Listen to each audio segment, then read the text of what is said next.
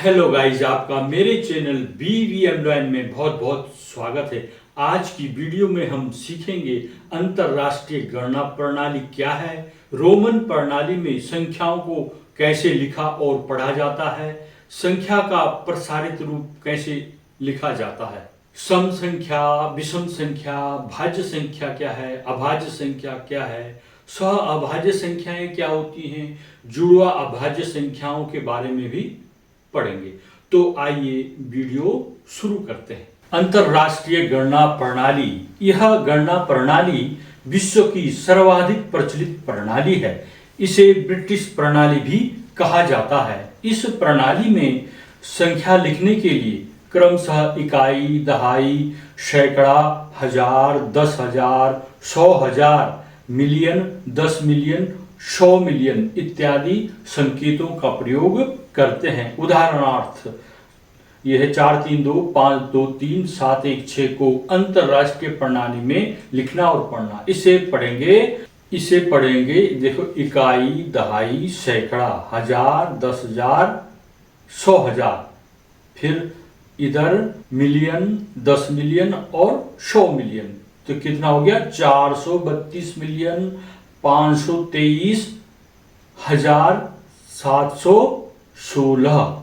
इस तरह से इसको पढ़ा जाएगा। रोमन प्रणाली, इस पद्धति में अंक रोमन अंकों या संकेतों द्वारा दर्शाए जाते हैं। वे अंक जो लैटिन वर्णमाला के अक्षरों I, V, X, L, C, D और M के संयोजनों से मिलकर बने होते हैं, रोमन अंक कहलाते हैं। जैसे यहाँ पर 1, जैसे 1 के लिखेंगे, 1 के लिए संकेत है I, 5 के लिए संकेत है V, 10 के लिए संकेत है X, 50 के लिए संकेत है L, 100 के लिए संकेत है C और 500 के लिए संकेत है D और 1000 के लिए संकेत है M। इन संकेतों का प्रयोग करके अंकों को रोमन अंकों में लिखा जाता है। तो आपको ये याद रखनी है।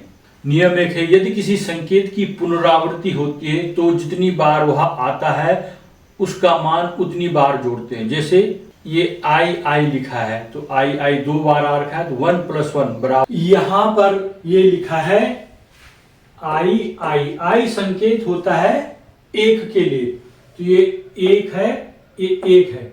यहां पर हमने इसको अंकों में बदलने के लिए इस I को 1 हो गया, दूसरे I का मान 1 हो गया, 1 में 1 जोड़ देना है तो 2 उसका आंसर होगा, बराबर 2 हो जाएगा।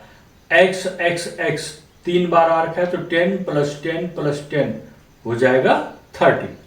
ये लिखा है X 3 बार लिखा है। X संकेत है 10 के लिए, तो ये 10 के लिए हो गया, ये वाला दूसरे के लिए हो गया दूसरा 10, तीसरे के लिए तीसरा 10।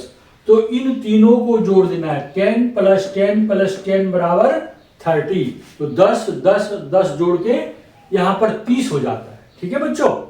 नियम 2 है, कोई संकेत 3 से अधिक बार नहीं आता है, परंतु V, L, D की तो कभी पुनरावृत्ति नहीं होती है। नियम 3, यदि छोटा वाला कोई संकेत बड़े वाले संकेत के दाईं ओर जाता है तो बड़े मान में से छोटे मान को जोड़ दिया जाता है। जैसे VI है तो 5 + 1 हो जाएगा। इसी तरह से आगे होंगे। अगला है, यहां पर VI है, जैसे VI को V माने 5, I माने 1। तो जब V के पहले यानी दाहिनी ओर I हो तो उसको V के साथ जोड़ दिया जाता है। V माने 5 और I माने 1, 5 में 1 जोड़ दिया जाता है, 5 और 1 6 हो जाएगा। अगर यहाँ पर V के साथ 2 I होते I तो 5 में 2 जोड़ देते, 5 और 2 7। अगर 3 I होते तो 5 और 3 8। जैसे यहाँ पर है XI, X माने 10, I माने 1, दूसरा I माने 1, 10 + 1 + 1, 10 धन 1 बराबर 12। तो इसको हम अंकों में इस तरह से 12 लिख देंगे। LXV लिखना है। L संकेत होता है 50 के लिए, x होता है 10 के लिए और v होता है 5 के लिए। तो l मने 50, x मने 10, v मने 5, तो 50, 10, 60, 5, 65, इनको जोड़कर हो गया 65। इस तरह से इनको पढ़ना है। ऐसा भी आ सकता है कि 65 को रोमन में लिखिए, तब आप कैसे लिखेंगे? 65 मने 50 धन 10 धन 5, तो 50 मने L, 10 मने X और V मने 5 मने V, तो LXV लिख दोगे। जैसे 6 को रोमन में लिखिए, इसका अपोजिट कर दिए जी, ये 5 और 6 लिखा हुआ है, तो 5 मने V और बढ़ाना 6, तो धन 1 हो जाएगा VI। इस तरफ लगा देने दाहिनी ओर, ठीक है। नियम 4 देखते हैं। VLD के मानों को कभी भी घटाया नहीं जाता है।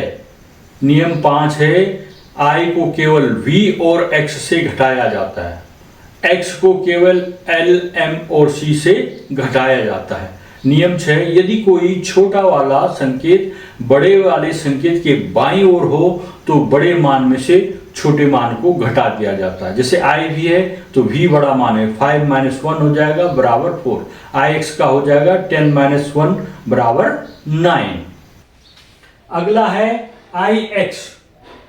यहां पर देखिए X और V बड़े मान हैं, उनसे पहले I अभी तक दाहिनी ओर होता तो हम जोड़ दे रहे हैं। अगर x के मान के बाईं ओर छोटी संख्या हो, I हो, तो उसको घटा दिया जाता है। x का मतलब यहां पर हो गया 10 और I का मतलब 1, तो यहां पर घटा देना, 10 ऋण 1, 10 - 1 बराबर 9 हो जाएगा। आगे समझ में? अगर x और v से पहले I है तो उसको घटा देना है।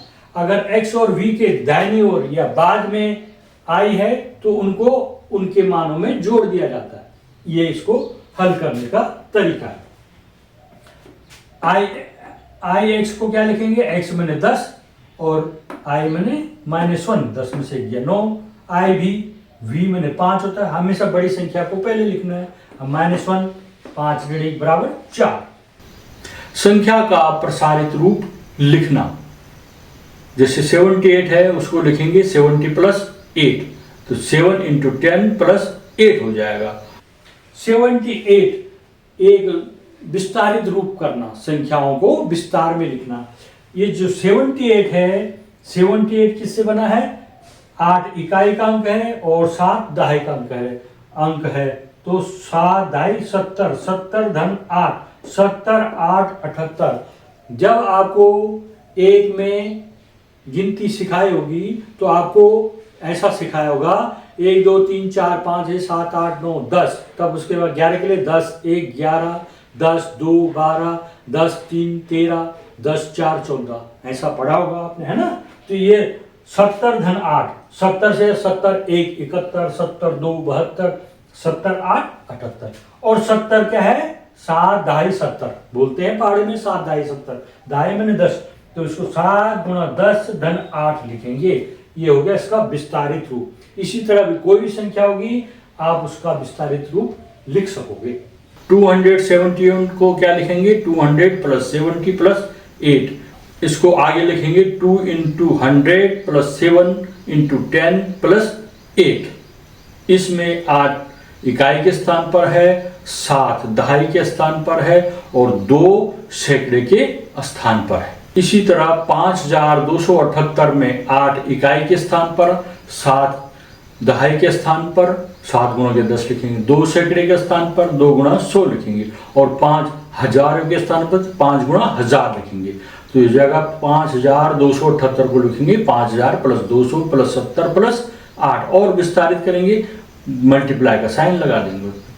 तो इस तरह से करोड़, 10 लाख लाख, 10,000 हजार, सैकड़ा, दहाई, इकाई, इसको कैसे पढ़ा जाता है? जैसे संख्या नीचे लिखी है 2 3 4 5 6, 2 3 5 ये लिखा है, इसको हमने संख्या के रूप में कैसे पढ़ना है इसको पढ़ेंगे। पहले इधर से इकाई, दहाई, सैकड़ा, हजार, 10,000, लाख, 10 लाख, करोड़, तो इसको पढ़ेंगे 2 करोड़ 34 लाख 56,235। आइए, ये बहुत बड़ी संख्या है। यहाँ पर इस संख्या को पढ़ो, इस संख्या को शब्दों में लिखना है आपने। तो यहां से पढ़ते हैं इकाई, दहाई, सैकड़ा, हजार, 10,000, लाख, 10 लाख, करोड़। करोड़, 2 पर हमने करोड़ बोला तो 2 करोड़ हो गया। यहां पर करोड़, इधर लाख आता है तो, लेकिन पहले 10 लाख है तब लाख है। 10 लाख और लाख, इन दोनों को एक साथ पढ़ना, जो संख्या रखी है 34, तो 2 करोड़ 34 लाख हो गया। अब ये है 10,000 और ये 1000। 10,000 और 1000 को भी एक साथ पढ़ना है, शब्दों को, अंकों को, 5 और 6 को 56 में बोलना, 56,000 और 235। ये हो गया 2 करोड़ 34 लाख 56,235। इस तरह से पढ़ा जाता है। यहाँ पर इसको पढ़ो, इकाई, दहाई, सैकड़ा, हजार, 10,000। 1000 और 10,000 जब हो तो उन 2 अंकों को एक साथ पढ़ा जाता है, उसको बोलना 56। 56,235। इस तरह से पढ़ना है इसको। तो आपने शब्दों में कॉपी में लिखेंगे 56,235। इसको कैसे पढ़ेंगे? इसे पढ़ेंगे 34,56,235। 56,235 इसे पढ़ेंगे 56,235। अगली संख्या है, इसे पढ़ेंगे 6,235। इस तरह से संख्याओं को पढ़ना या विस्तारित रूप करना हो। सम संख्याएं वे संख्याएं जो 2 से पूर्णतः विभक्त हो, सम संख्याएं कहलाती हैं। अंग्रेजी में इवन नंबर्स कहते हैं इनको, जैसे 2, 4, 6, 8, 10, 12, 14, ये सब क्या है? सम संख्याएं। विषम संख्याएं वे संख्याएं जो 2 से पूर्णतः विभक्त न हो, विषम संख्याएं यानी ओड नंबर्स कहलाती हैं, जैसे 1, 3, 5, 7, 9, 13 आदि आदि। ठीक है। अगला यहाँ पर मैंने ये भाग दे रखे हैं और यहाँ पर भाग देने पर ये तो 0 0 हो गया। यहाँ पर 1 1 शेषफल आ रहा है, तो इसको क्या कहेंगे? 4, 8 और 2 10 है।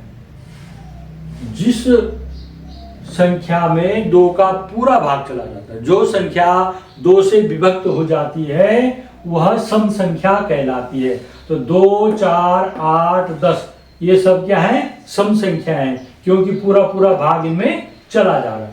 और विषम संख्याएं जिस संख्या में 2 का पूरा भाग नहीं जाता है, वे विषम संख्याएं कहलाती हैं।